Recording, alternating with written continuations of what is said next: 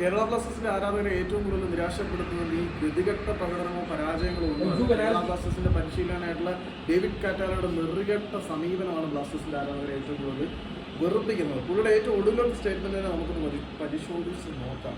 V cannot compare with FC Goa Mohun Bagan. We are in different reality.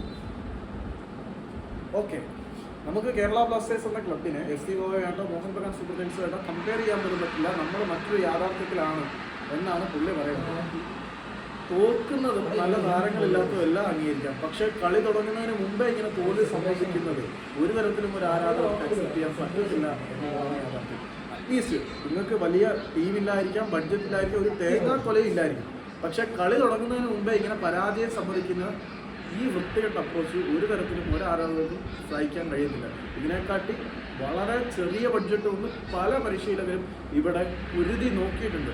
Indian സ്ക്വാഡുമായിട്ട് പല ടീമുകളും പൊരുതി നോക്കിയിട്ടുണ്ട്. ബഡ്ജറ്റ് ഇല്ലെന്നും പറഞ്ഞ് കളി തുടങ്ങുന്നതിന് മുമ്പേ തോൽവി സമ്മതിക്കുന്ന ഈ ഒരു പിഴച്ച കോച്ച് ഈ ഒരു ക്ലബിനെ നശിപ്പിക്കും. കാറ്റാലെ ബലിമൃഗം എന്നൊക്കെ വിളിക്കുമായിരുന്നു ഞാൻ കണ്ടത്. പക്ഷെ ഇപ്പോൾ അങ്ങനെയൊന്നുമുള്ള കാര്യം, ഇങ്ങേരും നമ്പർ 1 നെഗറ്റീവ് വ്യക്തി തന്നെയാണ്. ഇവാന് ശേഷം ബ്ലാസ്റ്റേഴ്സിൽ സംഭവിച്ചത് മഹാപ്രളയം തന്നെയാണ്. ഇവാന് ശേഷം ഈ ക്ലബ്ബ് നശിച്ചു എന്ന് പറയാം.